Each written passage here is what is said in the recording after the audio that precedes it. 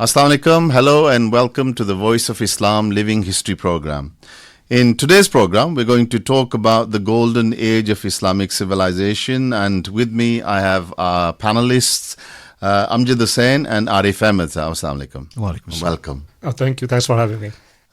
Before we start the discussion, I just wanted to set the scene. Traditionally, certainly in history books and largely Western written history books, we have the period of the Dark Ages. Traditionally, many of the civilizations we discussed in earlier programs were there, including the Chinese and Indian.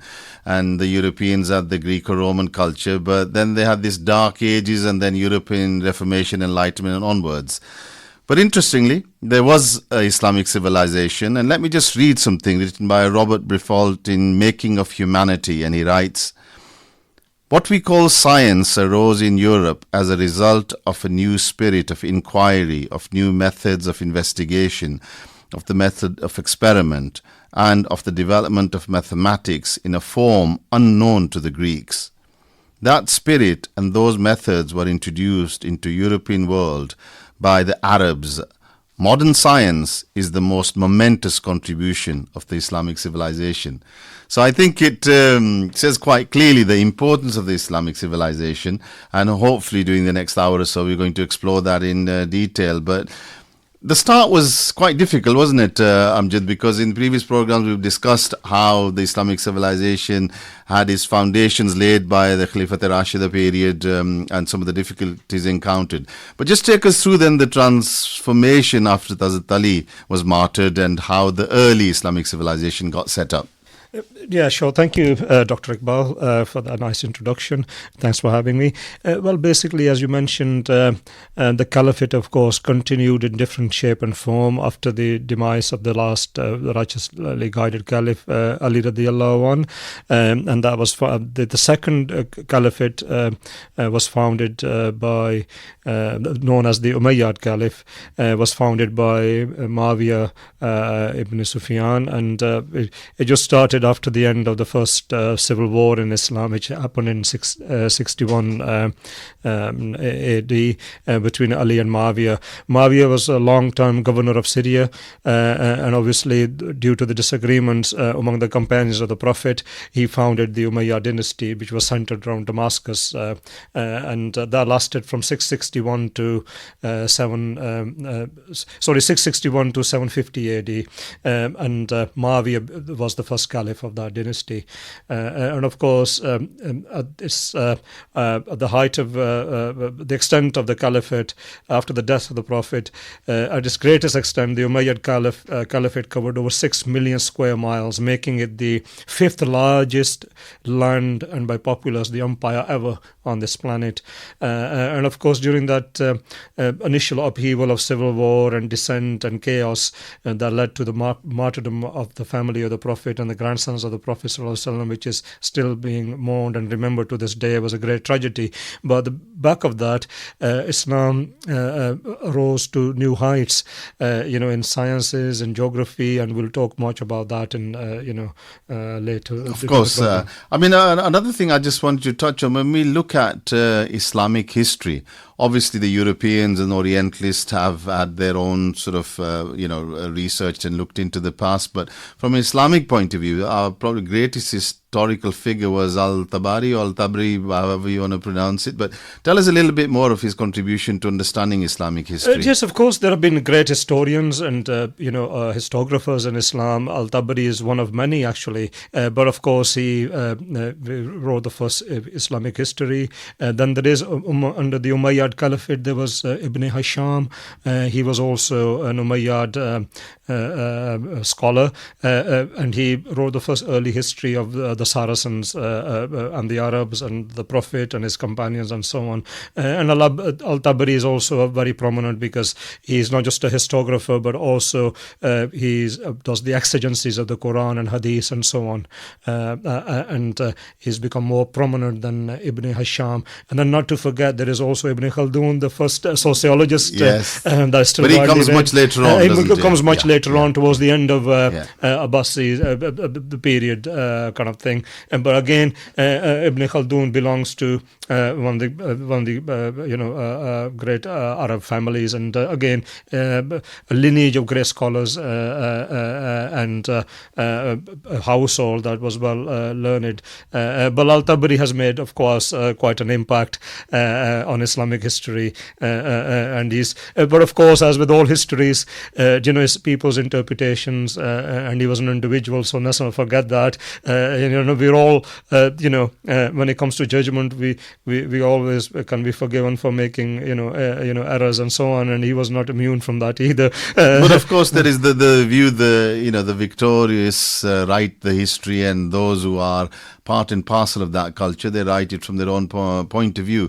But looking at it from a Western perspective, quite often, before we look at the sort of great achievements of the golden period of Islamic civilization, quite often when the West looks at Islamic history, it's quite negative in it, Islam being spread by the sword in all other bits. Do you want to comment on that before we start exploring some of the positives? Yes, Dr. Iqbal. I mean, if you ask the average person, most people will acknowledge that there was a great Islamic empire. But almost instantaneously, people might say, well, this must have been spread by the sword. I think if you just take a step back and just look at one very simple verse in the Holy Quran, this is chapter 2, verse 257, it quite clearly states that there is no compulsion in Islam. And these early Muslims, obviously they studied the Holy Quran, they understood the Holy Quran, and they would have understood this when they were trying to propagate and spread their faith. So although in a way much of the spread of Islam was done by soldiers, these were not soldiers that were just hell-bent on killing people. The prime objective was to introduce Islam and to spread Islam in a peaceful way. Now, of course, there is always a right of self-defense. We've talked about this in earlier programs. If people attack you, you are allowed to defend yourself. But they also had this great passion. So no doubt there may well have been elements of people being slain or being killed. But this was not the main reason. If something is truthful and something is appealing, you'll see these days they always talk about winning the hearts and minds of people. And if something had been portrayed in that way, that's the way that people generally accept it. And if you permit me, there's an example of an incident where the inhabitants of Bahramabad had petitioned to allow their temple to be rebuilt because they wanted to pursue the faith. And I think a lot of people misunderstand this, that if somebody is living under Muslims and they want to continue to propagate their faith, this right is given within Islam. So these individuals, they had made the submission and they'd agreed to pay their taxes to the caliph or whoever was the ruler at the time, and nothing more was required of them. So they were not required to take part in Islamic services. They were not required to change their names. This is a very common thing throughout history, that when one party conquers another, they remove their identity. They say, you must all now change your names, or you must all now dress like we do. This was not really a part of the spread of Islam. And their permission was given to them that they could worship their gods, even though they had different gods to who the Muslims were worshipping. They were permitted to do that. And this goes back to this original point that there is no compulsion in Islam. So I think there should be some balance when people are looking at this, that wherever possible, the Muslim groups, the Muslim armies, the Muslim rulers were trying to spread Islam in a peaceful way. They were giving full rights to their subjects. Yes, there may have been a poll tax or some tax on them. Muslims were paying the zakat. These individuals were paying the poll tax. And very often these people were living side by side and as part of an Islamic empire and letting them getting on with their faith as well. I'm just turning to the conflicts in that region and how the different dynasties cope with those. Clearly, when Islam was introduced early on, you had the mighty Persian Empire as well, still quite a strong empire, and you had obviously the Romans, and the Muslims were quite often in conflict with them. Just take us through how eventually the Muslims got the upper hand and what they did to establish and take in some of the things from that civilization. Absolutely. As you mentioned, Iqbal, that there is also an ayah in the Quran called Surah Al-Rum. And of course, because the Byzantians were more nearer to, because they believed in, they were Christians in faith, and Islam had always represents of corner for Jesus, as Prophet Jesus, Isa alayhi salam, is regarded as one of the truthful, righteous prophets of God. So Muslims never had a problem with the Christians. Actually, when the deputation of the Christian deputation went to visit the Prophet, he offered them to pray in his own mosque. Yes. So Muslims always were very careful not to offend the feelings, religious feelings, cultural feeling of other people. And just to elaborate what my esteemed colleague here, Arif, had earlier said, that as an example of Islamic tolerance, take even the war rulings issued by the second Caliph, Umar radiallahu anhu, which reads as follows: destroy not the fruit trees, no fertile fields in your path, be just and spare the feelings of the vanquished.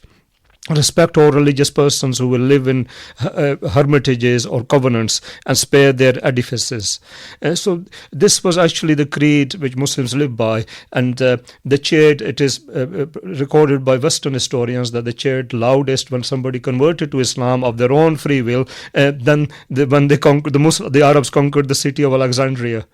So they didn't have the same feeling as if somebody converted to Islam of his free will, and that was the thing. And actually, was the nobility and the love of the people, the love of the Arabs, that they ruled not by fear but by love, by mutual consent, and they never levied heavy taxes. And actually, like you mentioned, before Islam arrived on the scene, the Byzantium and the Persian Empire were loggerheads, and people were just really war fatigued by the two warring parties. So when Islam arrived on the scene, it was a breath of fresh air. So the tribes of the Levant and the Middle East and the various communities, they were relieved to see Muslims who were neutral. They respected the Persians and the Christians just as much, the Christian Byzantiums. And of course there was initial conflict, and during the time of Umar, the second Caliph, he sent out his general Khalid bin Walid to subdue the Persians. And the first conflict that took place, it happened on the Euphrates, and they were able to free the Sassanid province of Iraq, of the modern day Iraq, from the Persians. And its greatest extent in the time of Uthman radiallahu anhu, that's the third Caliph. Uthman was in office for 12 years.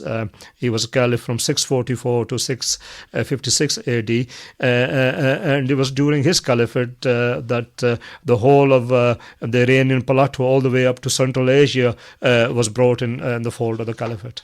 So it's quite early on, really, and then obviously during the early Umayyad period, I don't know roughly how long it lasted, but there was the two big dynasties we talk about in Islamic civilization are the Umayyads and Abbasid. Do you want to just comment a little bit?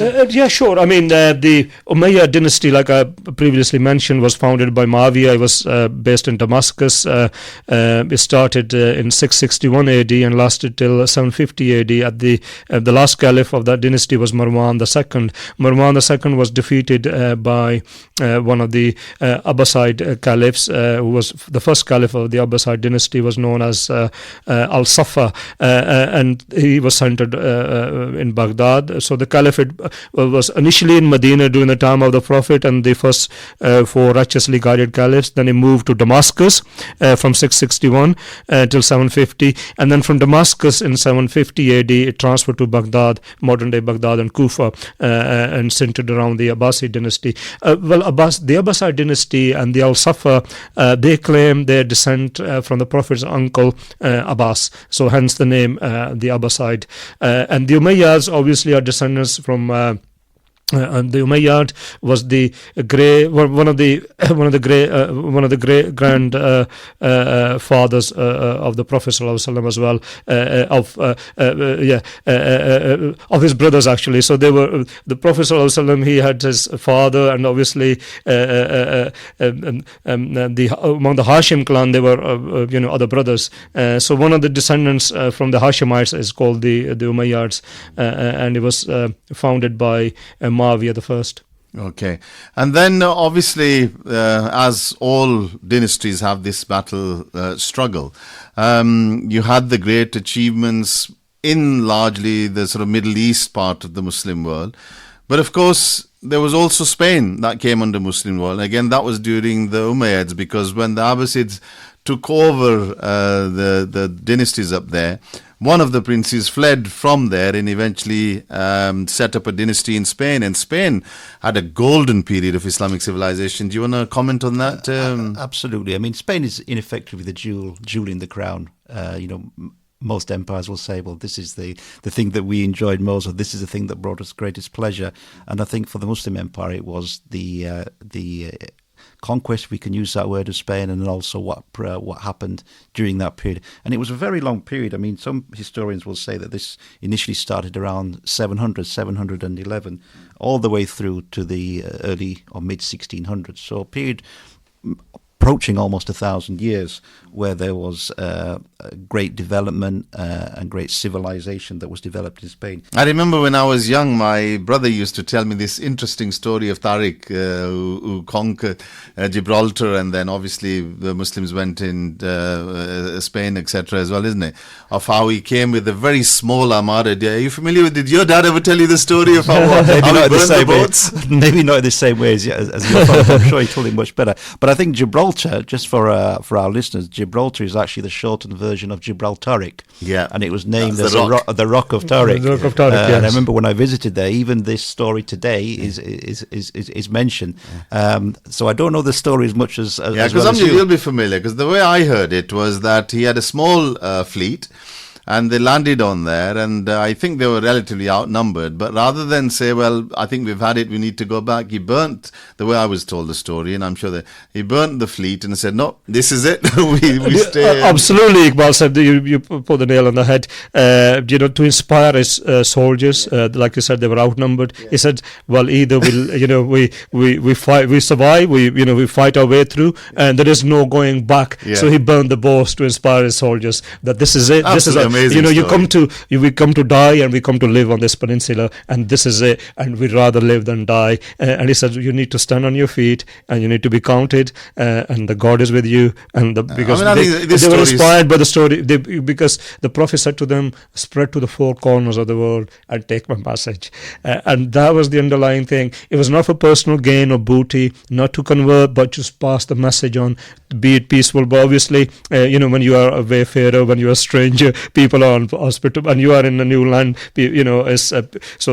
obviously you're not going to be welcomed with roses. People will be always hostile to you. So unfortunately, the way that he arrived, he had to come in a small armada, as it was, but to inspire his soldiers, he said, well, we come to live and die with this community, and the best way to live here is to burn your boats. There's no going back. There's no running back. Absolutely. So that's what I heard. I'm sure it's the story that goes wrong. I interrupted Arif's flow because it was such an exciting phase in our development. But as you said, it was the jewel in the crowns. And tell us a little bit more of some of the great things that were Well, I think one of the greatest things is that basically people lived in harmony side by side. So there was the local population, there was different religions. This was also coincide with the golden era of Judaism as well. And the reason why Jews were able to, in effect, flourish was that there was great tolerance, people were living side by side, and they were integrated well into each other.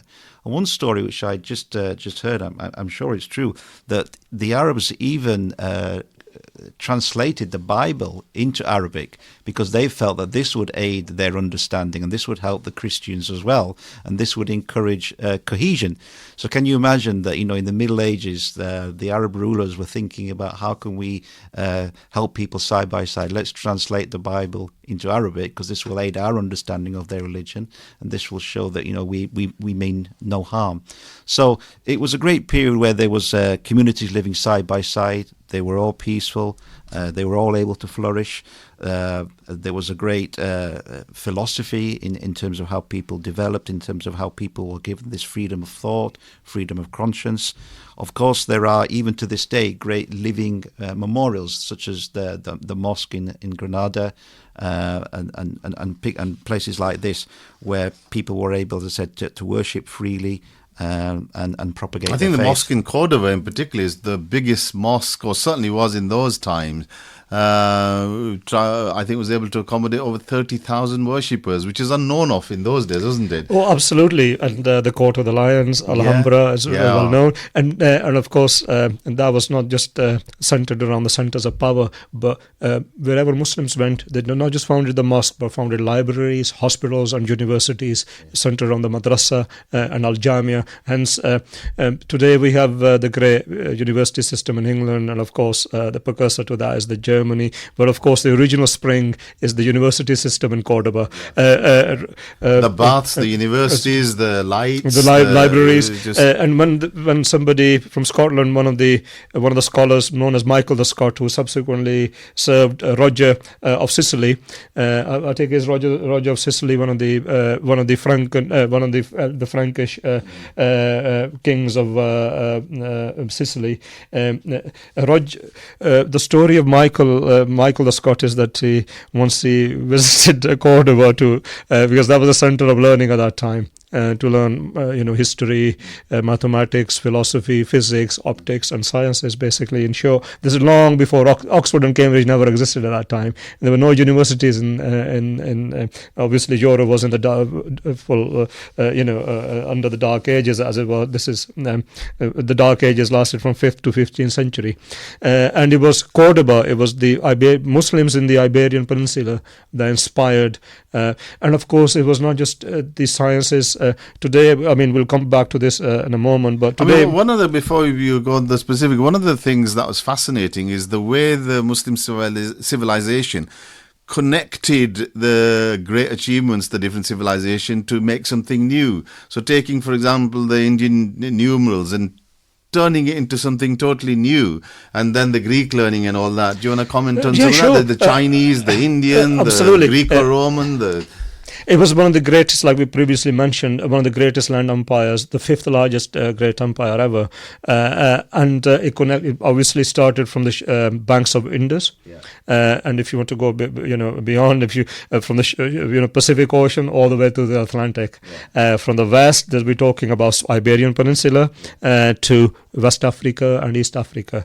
So that was the greatest extent of the empire. And obviously they came in connection with the Indian civilization, with the Chinese civilization, and they assimilated all the learnings of high points and high cultural points of all these great civilizations, and they passed not just those things, Greco-Roman things, but they invented new sciences. It was not just passing on. They were not just passing on the baton. They actually took on ancient sciences and developed them into much, much more. I mean, we can obviously, we'll touch on some of those things. But today, I mean, when you ask anybody who are the most influential scientists of the world, people mention Einstein, Darwin, probably Galileo, Newton. But I just want to remind your listeners of what Newton said. Newton said in Principia that if I have been able to see the furthest in my generation, it is because I stood on the shoulders of giants. That's the reason why. And he was not talking about Aristotle or Plato. They had been lost long a distance memory. In his hand in Cambridge, Newton had access to a book called the Book of Optics. Yes. So when people speak of Newton splitting the colors, one day apple did not fall on his head, and he discovered all these different colors. He had access to the Book of Optics, and it was all in there. All he needed to do was carry out those experiments, which the great Muslim scientists at that time, and even up till the 16th century, when you mention the word physicist, it was universally known that you were talking about Ibn al-Haytham. Yeah. We're going to touch on those. Arif, if you want to... Yes, just one small point. I think, again, this influence that the Muslim scientists and the Muslim people of culture had, it goes again back to the excellent example of the Holy Prophet, may peace and blessings of Allah be upon him. He was the excellent example. He always promoted learning. I think even in one of his sayings, he said you should pursue learning even unto distant China. And what he did was he removed all of these differences. So what you found, as Amjad was just saying, there was a very great collaboration between people. People didn't get jealous about learning. This knowledge was shared with people. So if one person was learning something, they would help somebody else. Very often some people become very territorial. They want to build up their own achievements. But because this information was being spread and shared with us and people were being helped, the progress was far greater. And I think this goes back, as I said, to the basic principles as laid out by the Holy Prophet, peace be upon him. I mean, there was another sad development, though, wasn't it? As the Muslim civilization was getting more and more established, the Europeans got more and more annoyed, and you had, unfortunately, the unleashing of the Crusades. Do you want to just say a little bit before we go for our break? Yeah, absolutely. It's actually, it had severe impact, actually.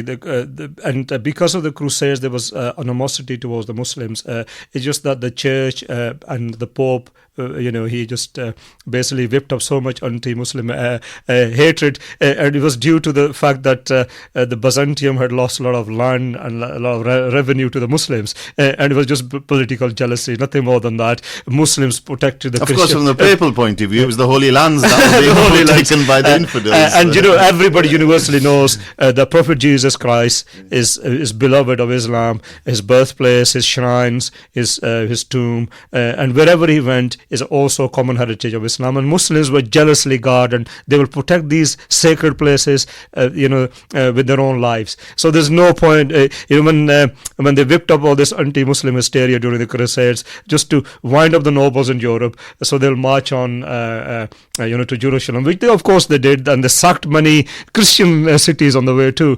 But just to mention, this is actually the point, why many scholars in the Renaissance, they overlook the scientific and the historical connections to the Middle East, is because the venom that was spread, the Crusades, the animosity that existed. But of course, now we use references and bibliographies, but unfortunately, Newton's discoveries and all these great discoveries, they have their origins in the Middle East. Well, I think that's an interesting point to have a break, and then we will carry on in the second part. But, great achievements and great thinkers always have war and peace going side by side with them. And that certainly was the case for the Muslim civilization, of having to defend themselves against other empires and other people who thought differently to them. So let's have a break, and then we'll carry on with this discussion. So welcome back to the second part of the program. We were talking about holy wars. There's a lot of talk in this day and age about holy wars, but the earliest ones were really made by the Christian West against the Muslim empires through the Crusades we were talking about. So the first Crusade wasn't successful. Is that right, Amjad, against the Muslims? Yeah, absolutely, Iqbal Sahib. The concept of holy wars has never been an Islamic one. Actually, these were a series of properly sanctioned military campaign against the Muslims, known as the Holy Wars or Crusades, and they were instigated by none other than the Pope Urban II, who whipped up so much anti-Muslim hysteria on the behest of a Byzantium emperor called Alexius I, who lost a lot of land and so hence the power to levy taxes on population. And at the request of Alexius I, he instigated these wars against the Muslims, that Muslims were desecrating Christian holy places. It was quite to the contrary. Those were just rumors. As I previously mentioned in the previous program, was that Muslims held in high esteem.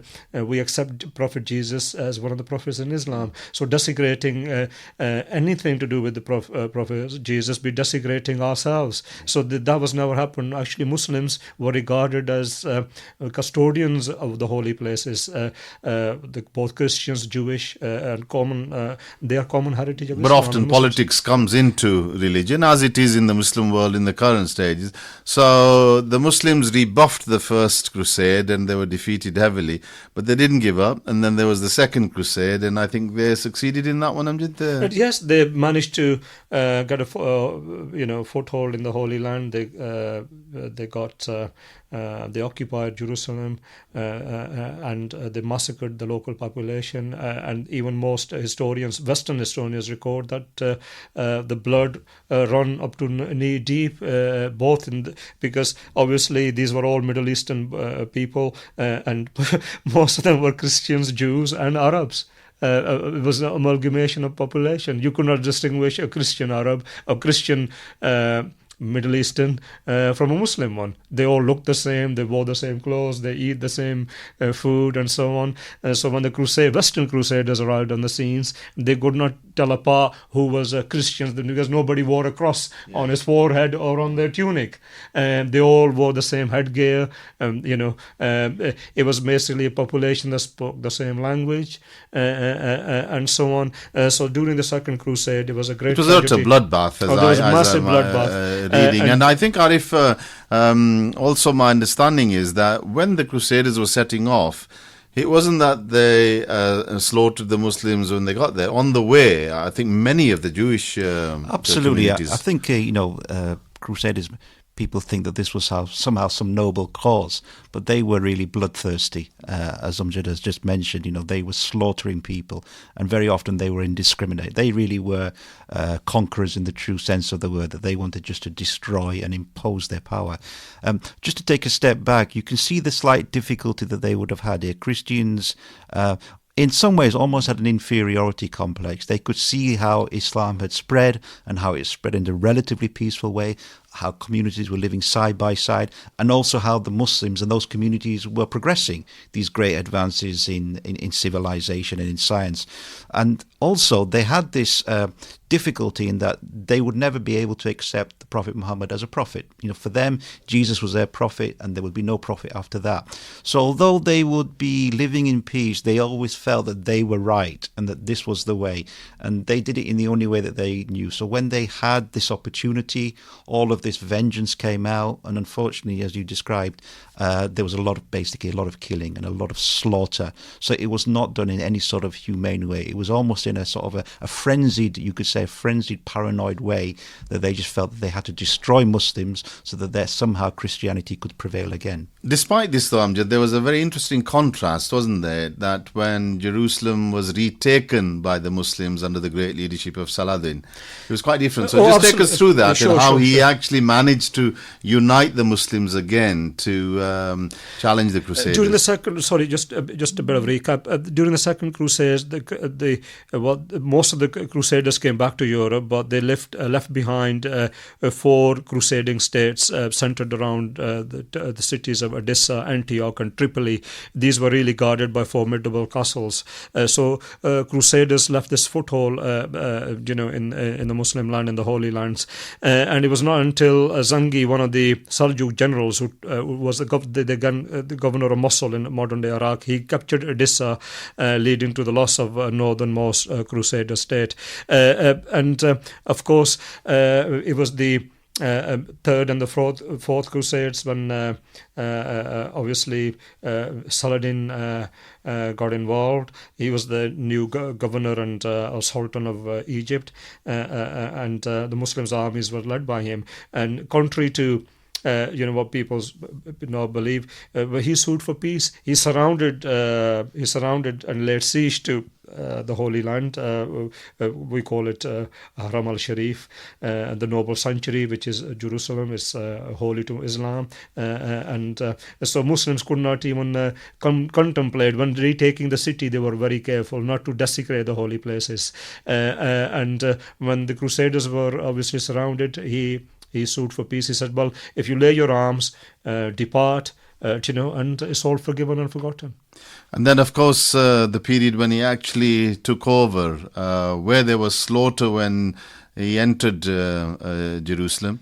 When he took over, as I recall from the books that I read, he actually allowed a lot of the captured Christians to flee, and he ransomed some of them. Well. Those who laid their arms, I think, including Richard and all his generals. I think that might have been in a previous crusade. No, that was in the previous crusade. I think that was in a previous crusade. That was in the third one, sorry. But when he conquered I think Hollywood has its own versions of Sorry, who yeah. the heroes Yeah, were sorry. and how they were. That is. But clearly, I mean, one of the interesting thing is that the impression he left was lasting, and he happened to be a Kurd. And when you look at the European colonization later on of the Muslim lands and how they treated the Kurds and the feelings they had towards Saladin were they're quite sort of reflective and alarming. But let's move on now to really some of the great achievements of the Muslim world. And before I ask you to give some examples, I'm just going to read a little something that one of the greatest modern Muslim scientists, Professor Abdul Salam, wrote, because there's often either Islamic contribution is ignored or just simply criticized, and a lot of people just will not accept the contribution made towards European Renaissance by the Muslims. And he gave a lecture at UNESCO and wrote in April on the April 27th, 1984, and he says, "There is no question that Western science is a Greco-Islamic legacy. However, it is commonly alleged that Islamic science was a derived science, that Muslim scientists followed the Greek theoretical tradition blindly and added nothing to the scientific method. This statement is false. Like all periods of intense scientific work, one first builds on what one has inherited. This is followed by an age of maturity when doubts are raised on the teachings of the old masters, followed by a break. Such a break came with the rise of observation and experiment early in the sciences of Islam. Its clearest exponents were Ibn al-Hathim and Alberoni." So this is one of our greatest modern scientists, a Nobel Prize winner writing, and I think you pointed out earlier on. One of the interesting things is George Sarton has written a monumental encyclopedia of sciences, and I think from the sort of 7th, 8th century onwards, all the great names were Muslims up to early Renaissance. And I know you're a great admirer of early sciences. Do you want to tell us a little bit about a few of the great scientists of Muslim world? Sure. Before I do that, I just want to mention that because of these past prejudices, the West holds deep grudges against Muslims, and mainly due to the historical crusades. But unfortunately, there's been a cultural crusade and scientific crusade, as if all these sciences somehow somebody dug them up in Oxford and Cambridge and so forth. And somehow they date back from Aristotle, and that there is, over 2,000 years nothing happened. Hang on a minute. That is serious prejudice. Actually, the Greeks, they never carried out any experiments or anything. If anything, actually, the scientific method owes its origin to Islamic or Muslim or Arab scientists. When we mention particularly chemistry today, alchemia. The modern apparatus that you find in laboratory, all you need to do is go and pick up any medieval textbook and you'll find the same techniques of distillation, separation, evaporation. You'll find the test tubes, all the flasks, the conical flasks, and all them techniques, because there are, particularly I mentioned chemistry, pharmacy, medicine. If anything at all, these subjects that are, as they are read today, they are actually all Arabic science. Naming of the compounds we find, such as aldehydes, alcohols, all the branches of alcohols, perfuming industry, they all have their origin in Arabic science. It's interesting, Arif, isn't it? Yeah. That you never come across this when we were going through school. Absolutely. I don't know how you felt. And I may have mentioned this in one of our earlier programs, but I said it made me laugh when I heard a very eminent scientist of today, Professor Brian Cox, and he was on a chat show, and he said the reason why Britain is so good is because at scientific discovery and science in general is because we discovered it, or we started it, I think is what he said. And as Amjad has very clearly pointed out, there was a whole history of Islamic scientists, great scientists, who appear to have almost been airbrushed from history. And I think one of the reasons for that is that children these days are not taught about these scientists and their contributions. And so somehow it's something in the dim and distant past that some Muslims did, but suddenly then all these great Western scientists came. But of course, they were using the work and they were using the principles that these Islamic scientists had already Just made. to give you another quote, I quoted earlier on from Robert Briffault in his book, and he writes, chemistry developed in the hands of the Arabs into a widespread, organized passion for research, which led them to the invention of distillation, as Amjad mentioned earlier, sublimation, infiltration, etc., etc. So, these are some of the big writers who are acknowledging this. And as you also mentioned, Newton, saying he saw further because he stood on the shoulders of a giant. So I think a lot of fair historians and scientists acknowledge that, but the general scientists and general schooling and syllabuses that we have, they just do not cover that, which I think is a tragedy. But you mentioned optics earlier on. Just tell us a little bit more, because that was one of the big areas that Newton. Absolutely, the modern optics actually. It comes from the Book of Optics. Everybody has seen we try to emulate or try to prove or disprove the death ray by one of the Greek scientists. Is it Archimedes' death ray? The death ray actually is a cover picture on the Book of Optics. It's called Kitab al-Manzar in Arabic. And that's where it comes to modern world. It does not come from Greek sources. It comes from Arab sources. And the author of that book is Hassan ibn al-Haytham. He was a great physicist and mathematician. And he's considered as one of the founders of modern optics. Of course, like I said, Ptolemy and Aristotle theorized about light.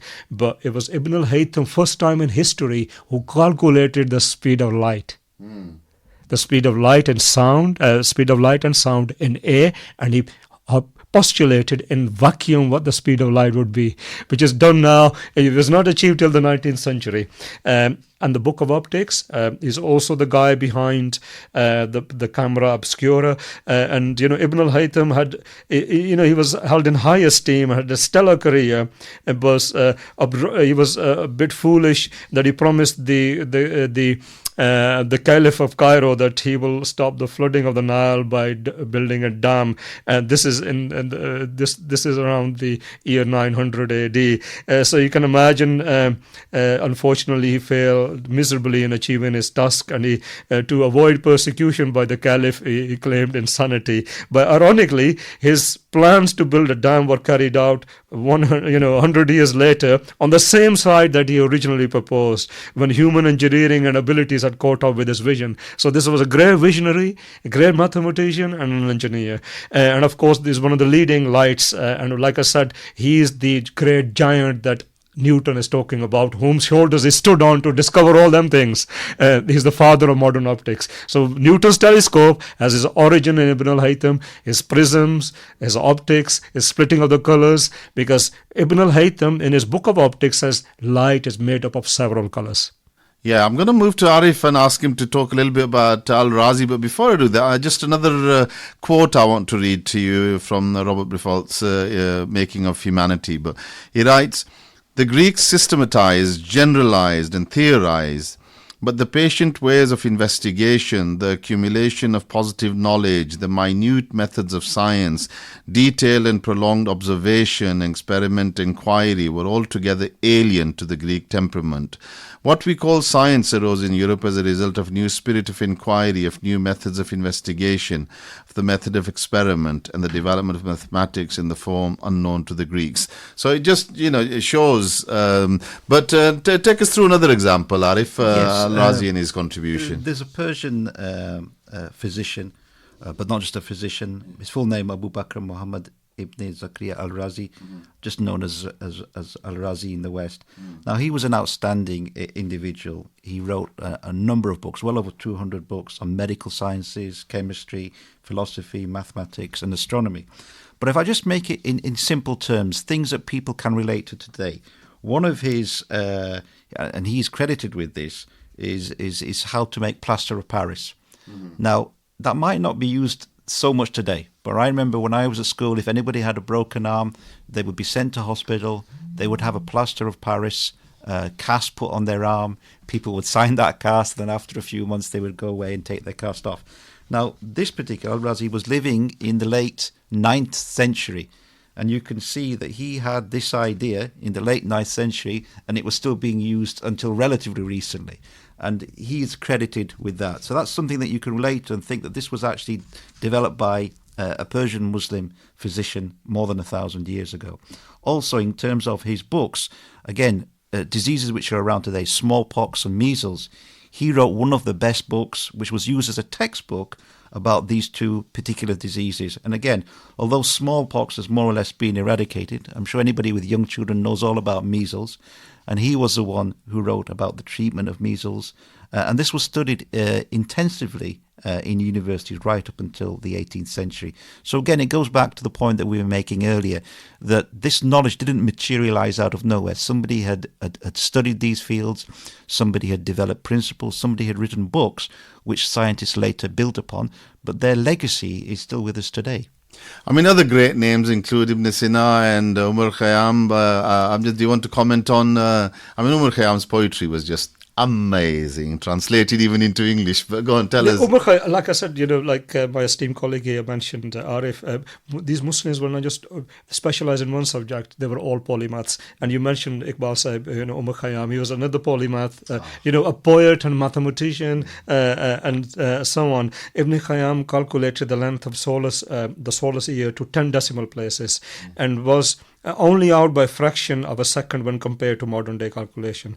And he used this to compose a calendar considered more accurate than the Georgian calendar that came along 500 years later.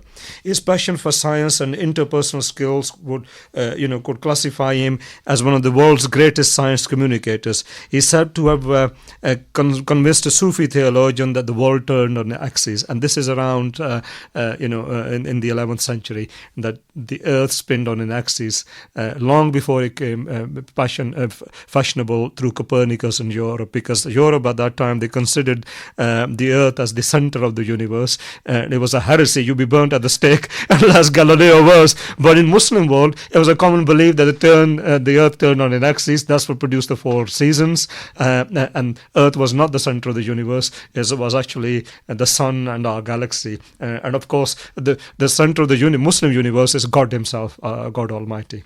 And of course, my esteemed colleague mentioned Al-Razi.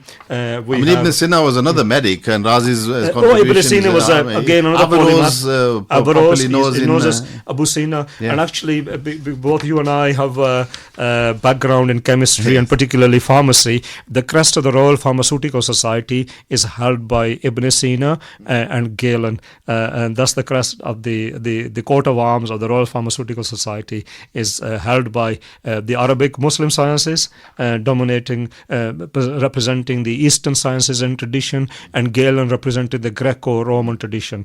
So, of course, the West, and actually there's a great portrait in the University of Paris of Ibn Sina, another great Ibn Rushd. Even to this day, those who visit those universities will know. And of course, let's not forget, we mentioned optics, and there's another chap who's known as Nasiruddin al-Tusi. He's a great astronomer and mathematician, and we all, that's another, if we look at the zodiac, things like the Great Bear Al-Dabran, Betelgeuse, and it's got a funny name, of course. The star is one of the neighbors to our sun, is also named by the Arabs. So it just shows the imprint Muslim astronomers and mathematicians left on the psyche. We mentioned Ibn Sina, he was a polymath, and his book, the Canon of Medicine, was a standard textbook up till the 16th centuries in all European universities. Another favorite of mine was Alberoni, and I remember listening to a program, I can't remember if it was radio or TV, but it said one of the greatest scientists ever. Arif, do you want to tell us a little bit about his greatness? Yes, absolutely. I mean, in the words of one of his disciples, I suppose, Professor Edward Satchu, he has described him as the greatest intellectual who ever lived on the face of the earth. Quite a claim, but again, he's using his discoveries and using his way of thinking to justify this opinion of him. And just to give it a little bit of background, again, he was somebody that thought widely about many different things, and he was a forerunner, in effect, of people like Galileo and even Darwin as well, because he also believed in some form of evolution. And what he was is he was an empirical scientist. In effect, he was using the evidence around him. Lots of scientists up until then would just build upon what other people, and they would take it as read, that if one scientist has said it, they would not challenge it. And again, this is a very important part of scientific discovery, that you don't just accept because maybe somebody clever before has written it. You don't just say, well, that must be correct. You use the evidence which is available to you at the time, and you use that to make discoveries.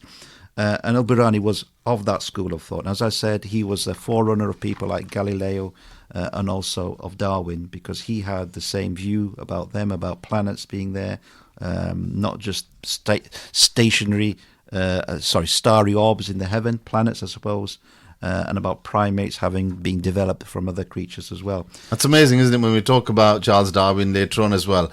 I'm going to move to another area because we've only got a few minutes left before we end the program, and that's that we didn't just have the scientists, but we had some great philosophers and thinkers, and a lot of these scientists were overall. And one of the big developments in the Muslim world was the discussion debate between the Mu'tazilites and the Asharites. And Amjad, I know you follow this very closely. Just tell us a little bit for what this related to the rationalists, and what was the discussion? Well, of course, in Islam, we're all believers. We believe in God and Prophet and the revealed sources of knowledge and so on. But of course, there is two schools of thought that always have been, and particularly in the 10th to the 12th century, there were two prominent schools of thought. One was known as the Mu'tazilites, also known as the Rationalists, and the others was the Asharites. The Asharites is more conservative approach to things, traditions, the sayings of the Prophet. But of course, Mu'tazilites, in addition to revealed knowledges which came to the Prophet and so on, the Quran and the previous prophets like the Torah, the Gospels, the Injil, and so forth, and the Psalms to Prophet David, and the inspirations to Prophet Solomon and so on. And the rationalists agreed that there is a revealed source of knowledge and wisdom and so on. But however, the greatest, according to the rationalist school of thought in Islam, that God has given man an intellect. He's given us one of the biggest organs in the body, and that's the brain. And they always argued that the God will ask you, of course you use your heart and your passions and so on, you follow those, but you be asked for not using your brain all the time. And of course they argued, they developed the Neoplatonist philosophy, the Aristotelian philosophy, and which we call now Islamic philosophy. And of course these debates went on between the rationalists and the conservatives, and it goes on to this day as well. So we had our philosophers, we had our good, the bad, and the yes, absolutely. And of course, there are great figures like Maulana Jalaluddin Rumi and Ibn Arabi. Do you want to just touch on some of our great mystics and some of their contributions, Arif, as well? And of course, inheriting from the Greeks, we have Plotinus and Plotinus. Plotinus wrote the book called Metaphysics. Metaphysics, in Arabic, we call Ruhaniyat or Tasawwuf or Sufi, which is the Sufi tradition, which is the mysticism in Islam. And of course, there's Persian mysticism, there's a Greek mysticism, and of course, the accumulation of mysticism. This science has been refined by the great Muslim mystics and poets. Sheikh Jalaluddin Rumi, known as in the West as Rome, is very well read. His Mathnavi is very famous, has been translated into numerous languages. And then we have Sheikh Al-Akbar, the Greek Sheikh, Muhyiddin Ibn al-Arabi, who was an Andalusian Sufi. He traveled widely throughout the Muslim world. And of course, he held his ground. He had very conservative opinions. He realized that in addition to intellect, man can ascend to higher planes of existence through inspirations, through revelation, which the prophets, the great sages of the world used to receive. So he claimed that the prophets have revelations. The Sufis, if we go through steps of initiation, through contemplations, through dhikrs, what is known as chanting, quiet chanting, and so on, you can achieve inspiration. Your mind will, of course, the thought travels at the speed of light, and he developed these called the concept of fanna, and so on. Of course, in a different setting, we can elaborate these. But of course, like I said, we have conservative strands of thought as well as Neoplatonist and rational schools of thought in Islam. Well, I think we had a fascinating discussion about the golden age of the Islamic civilization. We've looked at great philosophers, scientists, generals, etc. And just to end the program, I want to thank you both, but just to end the program with a quote from O'Leary's book on Islam. He writes, "History makes it clear, however, that the legend of fanatical Muslims sweeping through the world and forcing Islam at the point of the sword upon conquered races is one of the most fantastically absurd myths that historians have ever repeated." And I think we've shared some great examples with listeners. So until next time, thank you both very much, and thank you to our listeners. And if they have any feedback on our Living History programs, they can tweet us at VI Living History. Thank you once again. It's goodbye.